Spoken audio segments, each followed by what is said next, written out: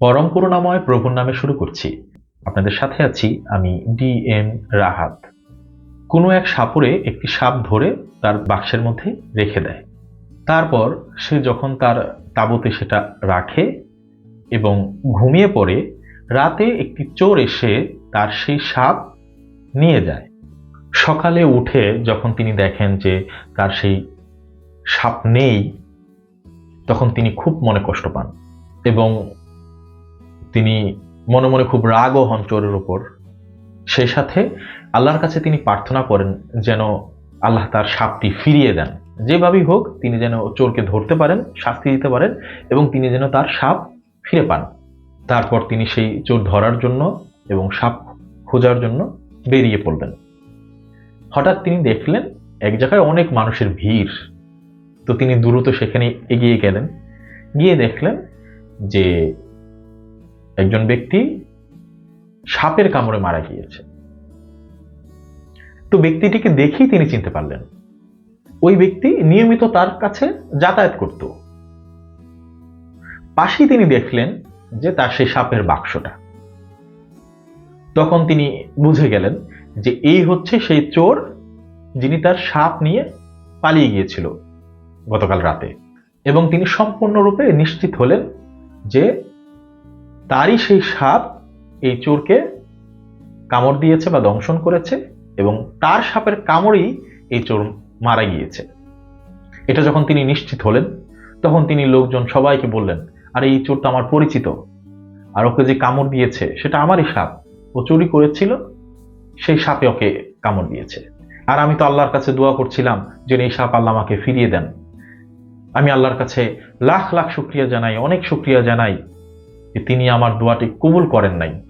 এভাবেই তিনি সবার কাছে কথাগুলো বললেন যে চোর তার পরিচিত, সে সম্পর্ক গড়ার মাধ্যমেই তার কাছে গিয়েছে এবং তার সাপ চুরি করেছে, তারই সাপ দ্বারা সে দংশিত হয়েছে এবং মারা গিয়েছে। এবং তিনি এই সাপ হারানোর জন্য খুব কষ্ট পেয়েছিলেন, এই জন্য তিনি আল্লাহর কাছে দোয়াও করেছিলেন যেন চোর ধরে শাস্তি দিতে পারেন এবং সাপ ফিরে পান। কিন্তু আল্লাহ তার এই দোয়া কবুল না করাতে তিনি আল্লাহর শুকরিয়া আদায় করছেন। এখন এই কথাগুলো তিনি মানুষকে বলতে থাকলেন।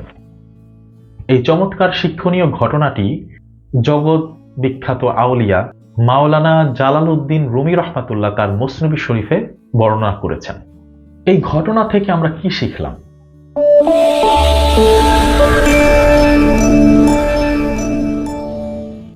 এই ঘটনা থেকে আমরা যেটা শিখলাম সেটা হচ্ছে আমাদের সব চাওয়া পাওয়াই ঠিক নয়, আমাদের সব দোয়াই আমাদের জন্য মঙ্গলজনক নয়। আল্লাহ আমাদের মঙ্গল চান, তাই আমাদের সব দোয়া তিনি কবুলও করেন না।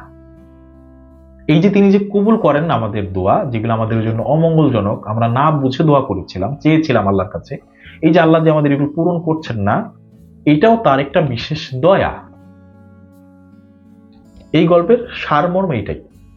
এখানে যেটা ঘটেছিল, ঠিক আমাদের বাসায় বা কোনো কিছু যখন চুরি হয়ে যায়, আমরা অনেকেই বা মোটামুটি সবাই একই ধরনের রিয়াকশন দেখাই যে চোর ধরতে পারলে তার খবর আছে, গালি গালাজ যা আছে তা তো করতেই হবে। সে চোর শুনুক বা না শুনুক, আশেপাশের মানুষ তা শুনবে, সবাই এটা নিয়ে কথা বলবে, আর অবশ্যই সে তার বস্তু যেন ফিরে পায় যেটা চুরি হয়েছে। এবং চোরকে কেন্দ্র করে আল্লাহর দরবারে অনেক অভিশাপ দিয়ে থাকে। সাধারণ কোনো বিষয় হলে ফিরে পাওয়ার তেমন কোনো আশা রাখে না, কিন্তু মূল্যবান কিছু হলেই আল্লাহর কাছে দোয়া করতে থাকে যে আল্লাহ আমার এই জিনিসটা ফিরিয়ে দিও। কেউ কেউ তো মানত করেন জিনিস ফিরে পাওয়ার জন্য। তাছাড়া এমন অনেক ঘটনাও আপনারা পাবেন যে চোর যেন শাস্তি পায় এজন্য অনেক টুটকা করে যে চোরের গলা দিয়ে রক্ত বের হবে, চোর বিনাশ হয়ে যাবে, বিভিন্ন ধরনের জাদু মন্ত্র, যে যার যার মতো অনেকে এগুলোও করে। বিষয়টা খুব হাস্যকর হলো এমন ঘটনাও আছে। অর্থাৎ সে এতটা বিরক্ত, ধরেন কারো বাসার আম চুরি হয়ে গেল, কলা চুরি হয়ে গেল, তারা কিন্তু মনে কষ্ট পান এবং তারা গালাগালি করে। হয়তোবা আম জাম কলা কাঁঠাল ওগুলি ফেরত পাওয়ার আশা রাখেন না, কিন্তু চোরকে গালি দেন, অভিশাপ দেন, তাকে শাস্তি দেওয়ার জন্য যখন কোনো কিছুই পারে না, এমন অবস্থাও হয় যে যারা একটু কম বুদ্ধিমান তারা সেই জ্ঞানও রাখে না, যেভাবেই হোক তাকে শাস্তি দিতে হবে, তখন কোনো তবদিল করে, কোনো ফকিরের কাছে যায় যেন ওই চোরের বড় ধরনের কোনো ক্ষতি হয়, হোক বা না হোক সে একটা কিছু করে শান্তি পাবে। এই হচ্ছে মানুষের অবস্থা। আর যদি খুব মূল্যবান জিনিস হয়, ঘরের খুব দামি জিনিস বা খুব প্রয়োজনীয় কিছু, তাহলে তারা চায় যে তারা যেন সেটা ফেরত পায়, আল্লাহর কাছে তারা বিভিন্ন দোয়া দরুদ করতে থাকে। তো এই সাপুরেও ঠিক সেই কাজই করেছে। পরে তিনি ঠিকই বুঝতে পেরেছেন যে এই সাপ চুরি হওয়াতে তার ভালো হয়েছে। ওই যে চোর ছিল, সে যদি এটা চুরি না করতো তাহলে এই দেখা যাইত এই সাপ তাকেই দংশন করতো, তিনি মারা যাইত। তো এটা তার জন্য ভালো হইলো, এই জন্য সে আল্লাহর কাছে শুকরিয়া আদায় করলো। তো মাওলানা জালাউদ্দিন রুমি রহমাতুল্লাহ শুধু এই সাধারণ ব্যাপারগুলোই বোঝান নাই, তিনি আরো গভীর কিছু বোঝাতে চেয়েছেন। অবশ্যই হয়তো পারে আমরা খুব কম বুঝি, যতটুকু বুঝি সেখান থেকে এক একজন এক একভাবে ব্যাখ্যা করি। তো এই গল্পের যে রহস্য বা যে শিক্ষা, সেটা হচ্ছে এই যে সাপ, সেটা হচ্ছে আমাদের দুনিয়াবি মোহ, দুনিয়াবি বস্তুগুলো, এটা মূলত সাপই। দুনিয়াবি যে বিষয়গুলো আছে সবকিছু আমাদের জন্য কল্যাণকর নয়। যেভাবে একজন সাপুরে সাপ ধরে রেখে সে সেটাকে সম্পদ মনে করেছিল এটা গনিমতের মাল, বিশাল বড় কিছু। আমরাও দুনিয়াবি সেসব বিষয়কেই কি অনেক মূল্যবান ভাবি, যা আমাদের জন্য ক্ষতিকর, আমরা বুঝি না। দুনিয়াবি অনেক বিষয় আছে যা সাপের মতোই বিষাক্ত, কিন্তু আমরা সেটাকে অনেক বড় মূল্যবান কিছু মনে করি, আমাদের ঘরে এনে যত্ন করে রাখি, আমাদের কাছে যত্ন করে রাখি। সেটা দুনিয়াবি ধন সম্পদ হোক বা যে কোনো বিষয়ই হোক, এরকম অনেক কিছু আছে যা বিষাক্ত, সাপের ন্যায়, কিন্তু আমরা সেটাকে মূল্যবান ভেবে নিজেদের মূল্যবান বস্তু মনে করে রেখে দেই, যত্ন নেই। যখন সেটা হারিয়ে যায় তখন আমরা ব্যথিত হই, আল্লাহর কাছে সেই বস্তুই ফিরে পেতে চাই। এখানে শুধু চুরি হওয়া বস্তু বা চোর উদ্দেশ্য নয়, এখানে হারিয়ে যাওয়া উদ্দেশ্য। যখন আপনার অনেক টাকা পয়সা ছিল, কোনো কারণে আপনার অনেক লোকসান হলো, হারিয়ে গেল, তখন আপনি কি করেন? অনেক ব্যথিত হন এবং আল্লাহর কাছে সেই টাকাগুলো ফেরত চান। যেভাবে হোক আল্লাহ আরেকটা পথ দেখাও, ব্যবসাটা যেন ভালো হয়, আবার যেন গুজগাছ করতে পারি। দোয়ার ধরন যেমনই হোক, উদ্দেশ্য হচ্ছে যা হারিয়ে গিয়েছে তা যেন আবার ফেরত আসে। ধরেন কেউ নির্বাচনে দাঁড়িয়েছে, সে কোনো কারণে হেরে গেল, তাহলে সে কি করে?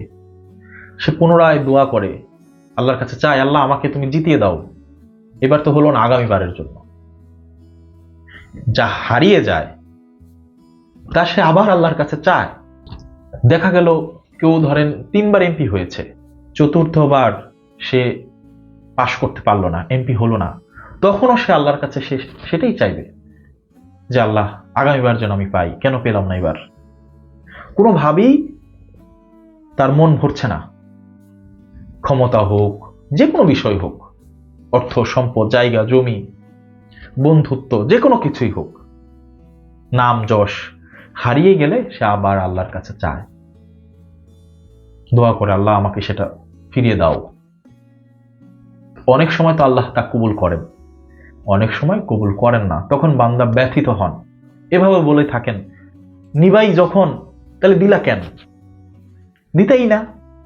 একজনের এক এক রকম পরিভাষা থাকে, যে তুমি যখন ফেরতে নিলা তাহলে এত কিছু আমাকে কেন দিলা, এরকম অভিযোগও স্রষ্টার প্রতি করা হয়।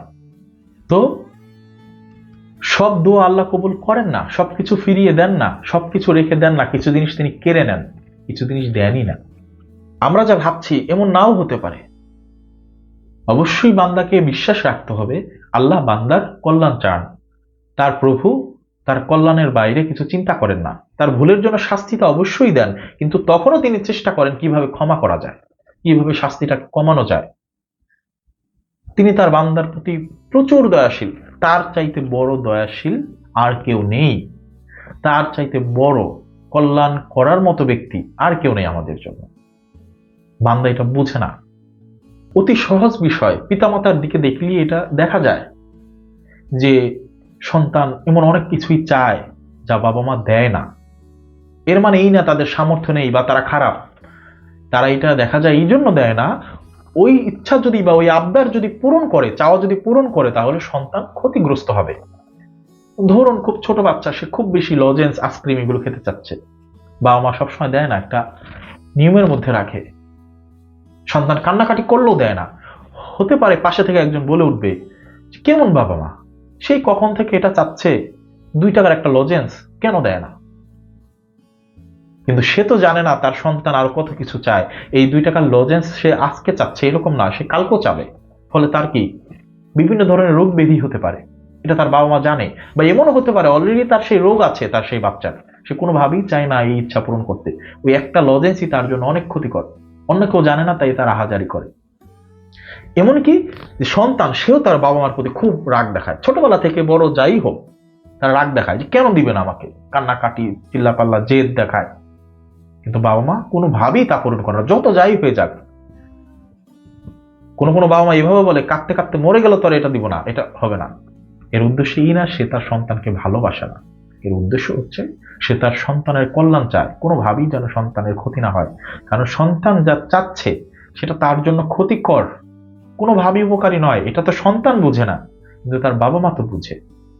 তো বাবা মার চাইতো আল্লাহ তার বান্দাকে বেশি ভালোবাসেন। বাবা মার ভালোবাসায় স্বার্থ থাকতেও পারে, কিন্তু তার ভালোবাসায় কোনো স্বার্থ নেই। তো তিনি কি করে বান্দার যখন ভুল কিছু চায় তিনি তা দিয়ে তার ক্ষতি করবেন? তিনি এটা চান না। তাই তিনি অনেক দোয়াই আমাদের কবুল করেন না, চাওয়া পাওয়াগুলো কি পূরণ করেন না, ইচ্ছাগুলো পূরণ করেন না। আমরা তাকে যতই দোষারোপ দিই যে তুমি কেন দিলা না আল্লাহ, তোমার নামাজ পড়ি, রোজা রাখি, কত কিছুই তো করি, তুমি অমুকরে দাও তমুকরে দাও, আমারে কেন দাও না?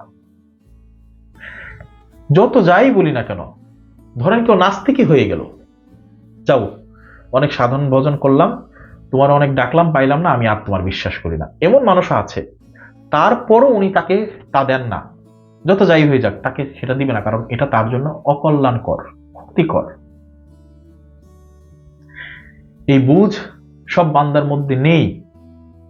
কিন্তু যদি ওই সাপরের মতো সে এটা প্র্যাকটিক্যালি দেখতে পারত, তাহলে সে শেষে বলতো আল্লাহর কাছে হাজার হাজার লাখ লাখ কোটি কোটি শুকরিয়া, আল্লাহ আমার এই দোয়াটা কবুল করে নাই।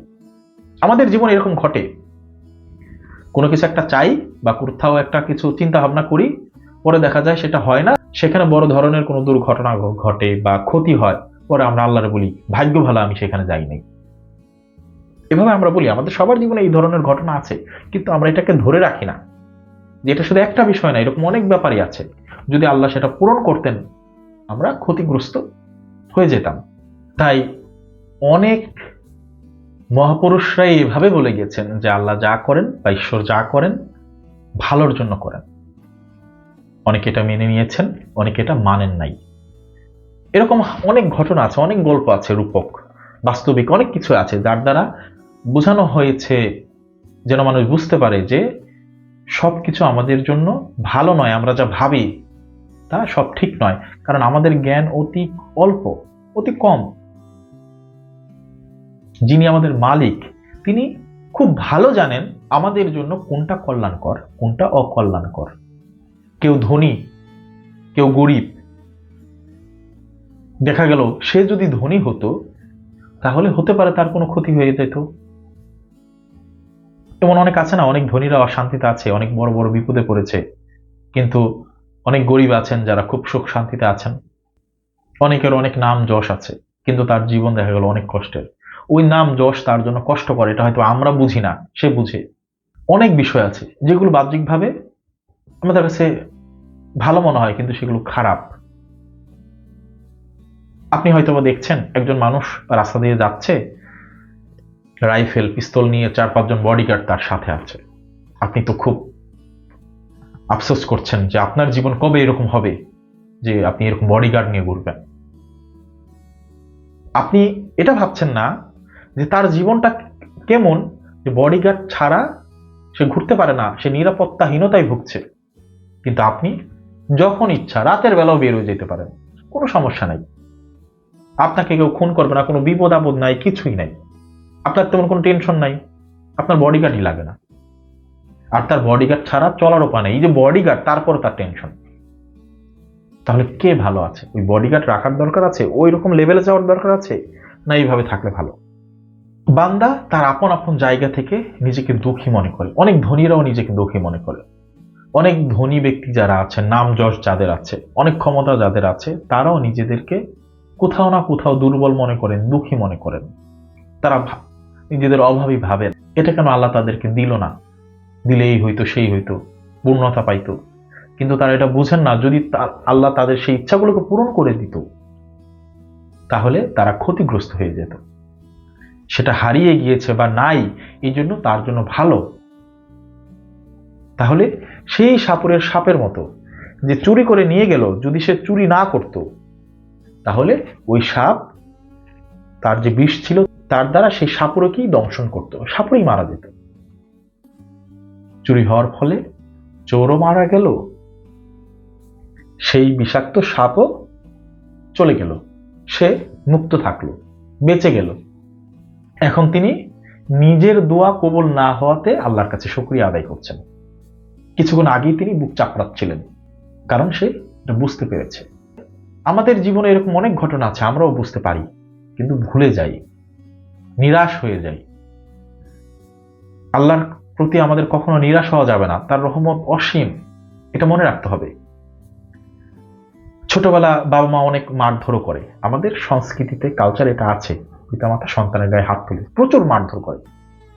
সন্তান বড় হয়ে কি এজন্য বলে, এই আমার এত মারছিল কেন? শিক্ষকরা এখন হয়তো বা গায়ে হাত তুলে না, কিছুদিন আগেও এদেশে কালচারই ছিল শিক্ষকরা ছাত্রদের বেত দিয়ে মারত, অনেক মারত। কোন ছাত্র কি বড় হয়ে সেই শিক্ষককে গিয়ে গালি দিছে, এই কেন আমার মারছিলেন, কেন আমার শান্তি দেন নাই, কেন আমার জীবনটা এত অতিষ্ঠ করে রাখছিলেন ছোটবেলা? না, কারণ এখন সে বুঝে তার শিক্ষকের ওই আচরণ, তার বাবা মার ওই কঠিন আচরণগুলো তার জন্য কল্যাণকর ছিল, তাই এখন আর সে গালি দেয় না। তার জন্য সে মনে মনে হয়তো ভাবে যে তখন যদি ওই শিক্ষক আমাকে এইভাবে শাসন না করতো তাহলে হয়তো আজকে আমি এই ভালো জায়গায় থাকতাম না। বাবা মা যদি তখন আমার সাথে এমন না করতো, কঠোর না হতো, তাহলে আমি হয়তো আমার অমুক বন্ধুর মতো হয়ে যেতাম, ওর মতো এমন হয়ে যেতাম, আমার অবস্থা খুব খারাপ থাকতো। এভাবে চিন্তা করে